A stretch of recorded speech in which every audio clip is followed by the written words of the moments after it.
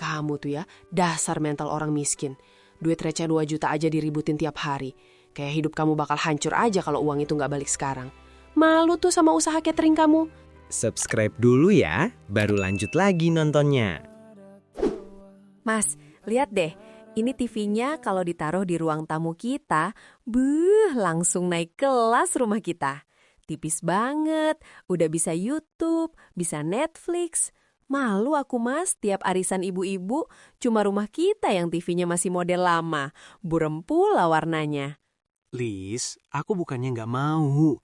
Tapi kamu lihat sendiri kan, uang di tabungan kita itu cuma ada 3 juta. Itu TV harganya 5 juta. Kurang 2 juta lagi, Lis. Belum lagi buat bayar listrik sama cicilan motor bulan depan. Jangan maksa apa. Ya makanya aku mikir mas, tadi pas aku lewat depan rumah Sari, itu tumpukan box cateringnya banyak banget. Mana tadi aku lihat si Andi lagi ngitung duit segepok di meja. Pasti untungnya jutaan itu mas. Mereka kan cuma berdua, anaknya masih kecil. Mau dikemanain coba duit sebanyak itu? Terus maksud kamu apa? Mau nodong mereka? Ya itu kan duit mereka, hasil usaha catering mereka. Kamu tahu sendiri, si Sari tiap subuh udah gerasak-gerusuk di dapur. Ih, mas kok gitu sih? Aku nggak nyuruh nodong. Kita pinjem dulu 2 juta. Bilang aja buat urusan darurat atau apalah. Mereka kan orangnya nggak enakan, apalagi sama tetangga sendiri. Masa sih tetangga lagi butuh nggak dibantu? Lagian nanti kalau kita punya uang, ya kita balikin. Santai aja sih. 2 juta itu nggak dikit, Lis. Malu aku kalau minjem buat beli TV. Kalau buat berobat atau bayar sekolah sih masuk akal. Masa bilang, Ani pinjem 2 juta ya buat beli TV biar bisa nonton YouTube? Bisa diketawain aku.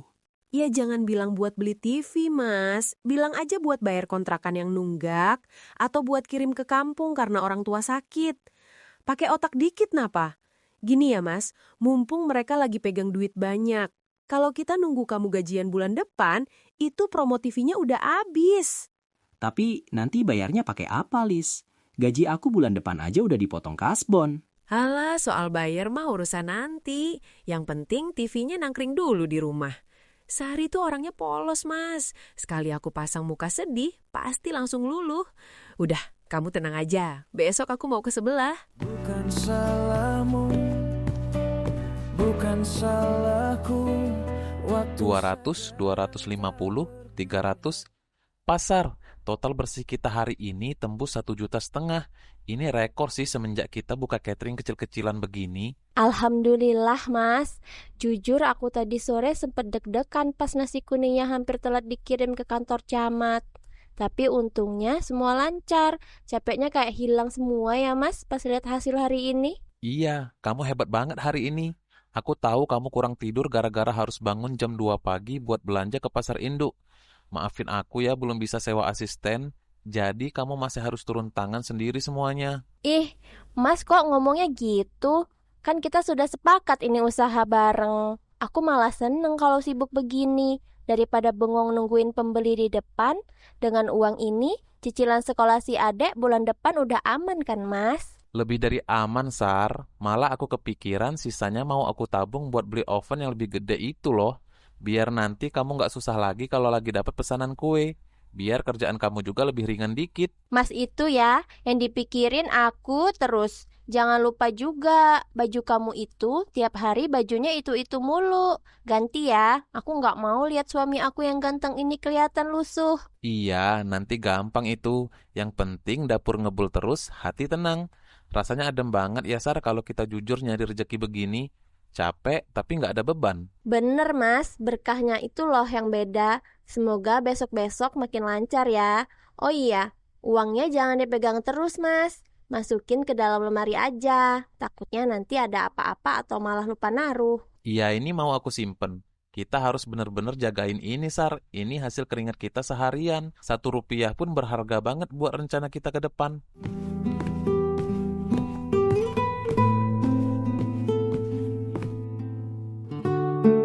Mbak Lisa, tumben kesini. Ada apa mbak?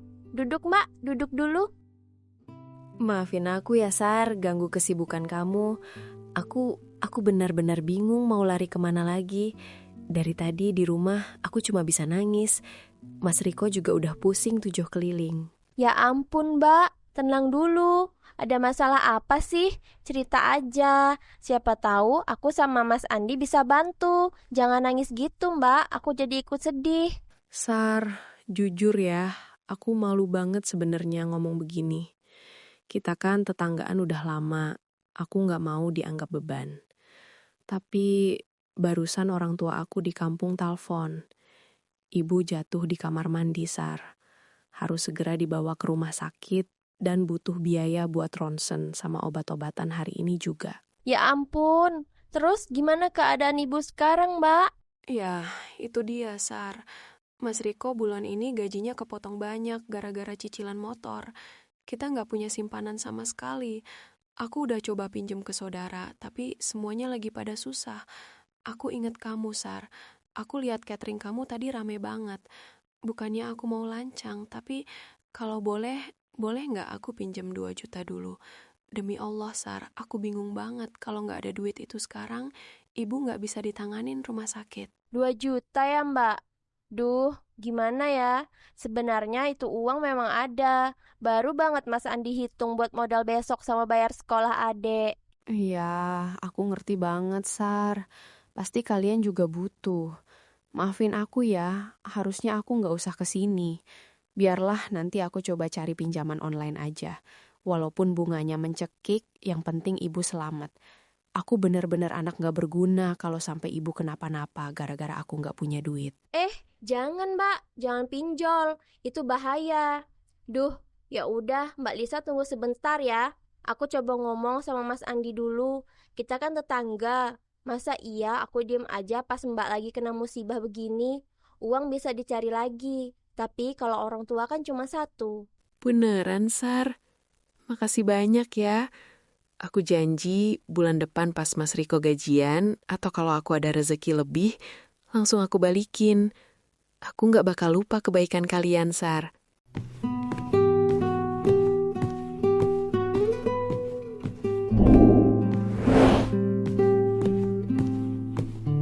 Ini Mbak, pas 2 juta. Mas Andi setuju. Katanya buat bantu orang tua Mbak Lisa di kampung. Semoga ibumu cepet sembuh ya, Mbak. Jangan terlalu dipikirin. Yang penting urusan di kampung beres dulu. Makasih ya, Sar. Makasih banget. Kamu sama Mas Andi baik banget. Benar-benar kayak saudara sendiri. Aku pamit dulu ya. Mau langsung aku transfer ke kampung. Makasih ya, Sar.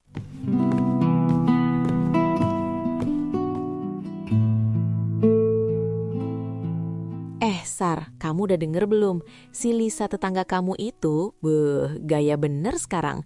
Semalam aku lihat ada mobil toko elektronik parkir depan rumahnya. Turun itu, TV gede banget. Kardusnya aja hampir nutupin pintu. TV, Mpok. TV apaan? Bukannya Mbak Lisa lagi ada urusan lain ya? Halah, urusan apa lagi kalau bukan pamer? Katanya mah TV pinter, bisa YouTube, bisa nonton film luar negeri yang langganan itu tuh. Net apa itu namanya? Netflix ya? Katanya harganya 5 juta lebih, Sar. Si Lisa tadi pagi belanja ke sini sombongnya minta ampun. Pamer kalau dia udah beli TV baru yang canggih benar. Pokoknya gaya benar. Padahal mah kita tahu sendiri lakinya kerja apa. 5 juta, Mpok. Kok bisa ya? Padahal kemarin dia ke rumah aku. Nangis-nangis bilang butuh uang buat ibunya di kampung. Katanya ibunya jatuh di kamar mandi. Butuh ronsen hari itu juga. Makanya aku sama Mas Andi kasihan. Terus minjemin uang 2 juta. Apa? Pinjam 2 juta buat ibunya sakit? Sar, kamu jangan bercanda. Kamu emang gak tahu ya? Gak tahu apa, Mpok. Dia bilang ibunya kritis di kampung. Makanya aku langsung kasih. Namanya juga urusan nyawa, Mpok. Ya ampun, Sari. Kamu tuh ya bener-bener polos atau gimana sih? Ibunya si Lisa itu udah meninggal 3 tahun yang lalu, Sar.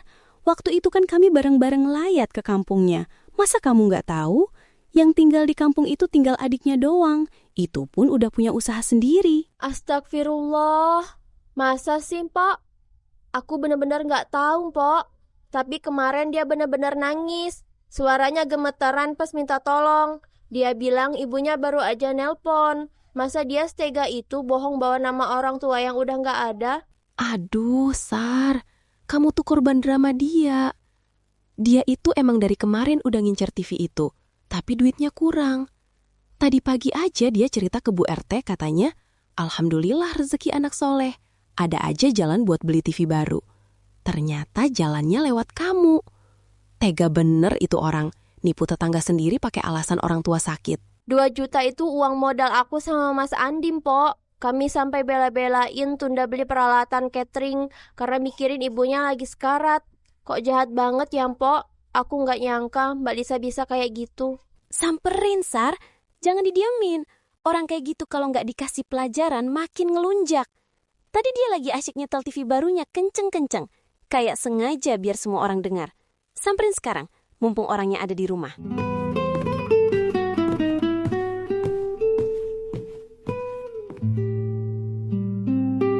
Mas, kita ini terlalu bodoh atau emang gampang banget dibohongin sih? Tadi Mpok Sri cerita di warung. Mas tahu nggak? Ternyata uang 2 juta yang kita kasih kemarin itu bukan buat ibunya Mbak Lisa yang sakit. Maksud kamu apa? Dia kan nangis-nangis di sini kemarin, Sar. Katanya ibunya jatuh di kamar mandi, butuh ronsen. Masa dia bohong soal nyawa orang tua? Ibunya Mbak Lisa itu sudah meninggal 3 tahun yang lalu. Dan Mas tahu uang kita dipakai buat apa? Dia beli TV baru, Mas. TV canggih yang bisa YouTube. 5 juta harganya. Astagfirullah, tega bener ya. Kok bisa-bisanya dia bawa-bawa almarhumah ibunya cuma buat urusan duniawi kayak gitu? Padahal itu uang modal kita, Sar. Uang yang kita kumpulin setiap hari. Aku sakit hati banget, Mas. Bukan soal uangnya. Tapi kok dia tega nipu kita yang niatnya tulus mau bantu. Aku mau ke sana sekarang, Mas. Aku mau minta uang itu balik. Kita butuh buat bayar sekolah adik sama cicilan oven. Sabar, Sar. Jangan sekarang. Kalau kamu kesana pas lagi emosi begini, yang ada malah ribut gede sama tetangga. Nggak enak dilihat orang. Kita tunggu dulu. Nanti pas Mas Riko suaminya udah gajian, baru kita datang ke sana baik-baik. Kita tagih hak kita. Tapi Mas, kalau mereka nggak mau ngaku gimana? Dia aja udah berani nipu kita dari awal. Tuhan nggak tidur, Sar. Yang penting kita udah tahu belangnya. Sekarang kamu tenangin diri dulu.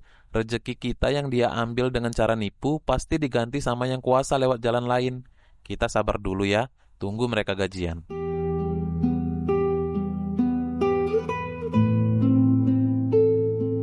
Aduh, Sari, ada apa sih? Sore-sore begini ganggu orang lagi santai aja. Mau nawarin catering? Enggak ya, aku lagi diet. Bukan gitu Mbak Lisa. Maaf ya ganggu. Kedatangan aku ke sini cuman mau tanya soal uang yang 2 juta bulan lalu itu, Mbak. Kan Mas Riko katanya udah gajian minggu kemarin. Kebetulan aku lagi butuh banget buat bayar sisa oven sama sekolah adik yang udah nunggak. Ya ampun, Sar. Cuma 2 juta aja sampai dikejar-kejar ke rumah begini. Kayak aku mau lari ke luar negeri aja. Kamu itu nggak malu apa sama tetangga lain? Berisik tahu nggak, nagih-nagih kayak rentenir. Mbak kok ngomongnya gitu? Waktu Mbak ke rumah aku nangis-nangis bawa nama almarhum ibu, aku langsung kasih tanpa mikir 2 kali. Aku tulus mau bantu Mbak karena aku pikir itu urusan nyawa, tapi ternyata uangnya malah buat beli TV. Terserah aku dong mau buat beli apa. Yang penting kan aku bakal ganti, tapi ya nggak sekarang. Kamu tuh ya, dasar mental orang miskin. Duit receh 2 juta aja diributin tiap hari. Kayak hidup kamu bakal hancur aja kalau uang itu nggak balik sekarang.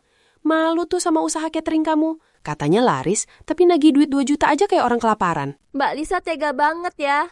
Aku minjemin itu karena aku anggap Mbak saudara. Kita ini tetangga. Aku kerja keras bangun jam 2 pagi buat kumpulin 1.000-2.000. Mbak dengan gampangnya nipu aku pakai nama orang tua yang udah nggak ada. Mana hati nurani Mbak? Halah, nggak usah bawa-bawa hati nurani. Sok suci kamu. Udah sana pulang. Nanti kalau aku ada duit juga aku lempar ke muka kamu. Ganggu pemandangan aja berdiri di sini. Sana, urusin aja catering kamu itu.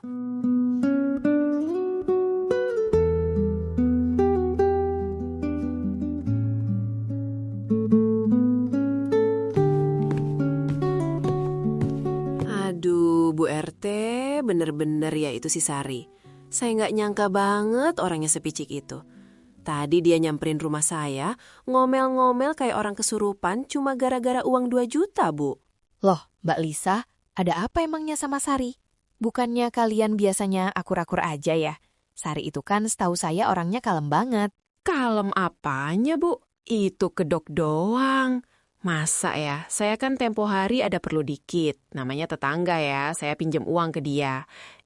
Belum juga sebulan, dia udah ngetok-ngetok pintu saya kayak penagih utang bank keliling. Malu saya sama tetangga lain, Bu.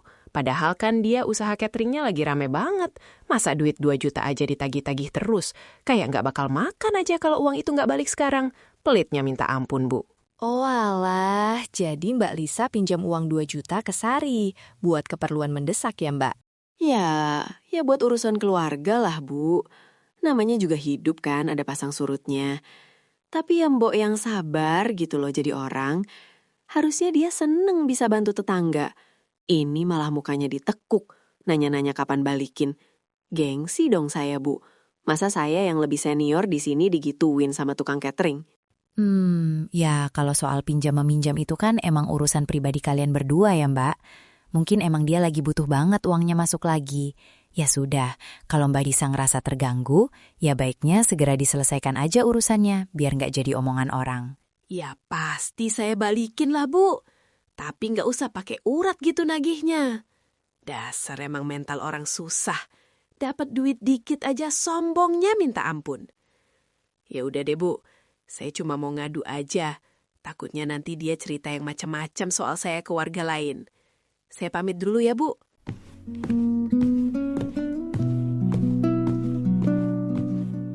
Pinjem duit buat beli TV gaya bener. Giliran ditagi malah jelek-jelekin orang. Heran saya sama anak muda zaman sekarang.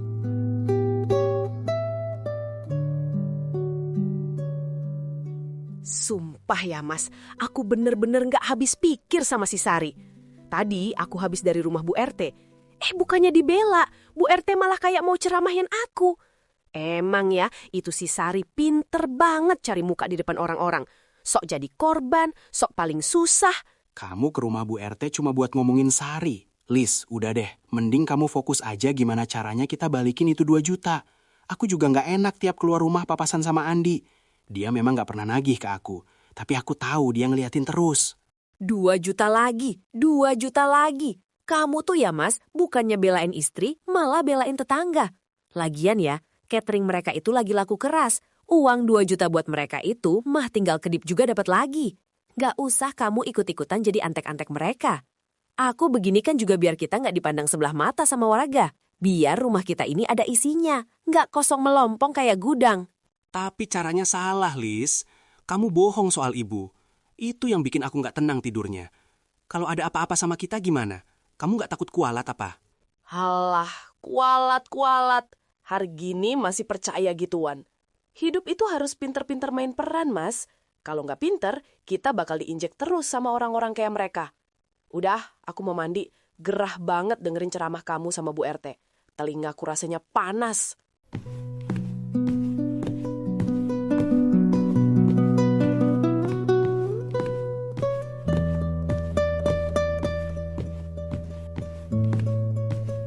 Ingat ya Mas, jangan berani-berani kamu kasih duit gaji kamu ke Andi tanpa sepengetahuanku. Kita masih butuh buat beli sound system, biar ini TV suaranya makin mantap, biar si Sari makin panas dengar suara bioskop dari rumah kita. Lisa, kamu kenapa?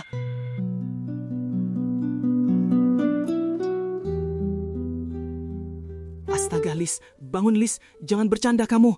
Lis.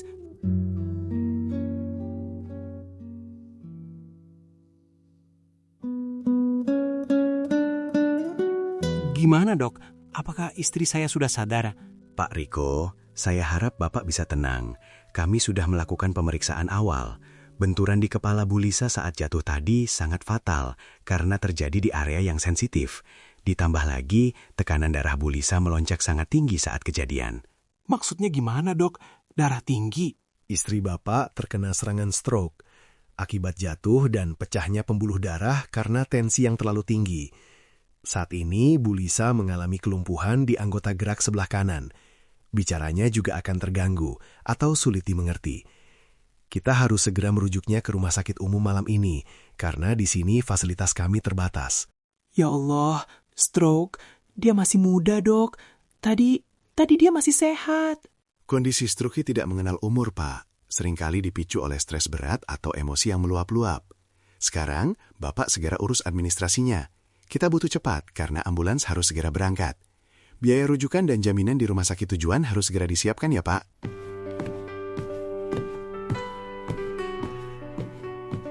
Biaya lagi. Pakai uang apa, Lis? Uang gaji kemarin sudah habis. Tabungan kita habis buat gaya-gayaan. Kualat kita, Lis. Bener kata orang, doa orang yang tersakiti itu tembus ke langit. Sekarang malah kamu yang beneran terbaring gak bisa bangun. Aku mau minta tolong ke siapa lagi? Mau minta tolong ke Andi dan Sari? Mukaku mau ditaruh di mana?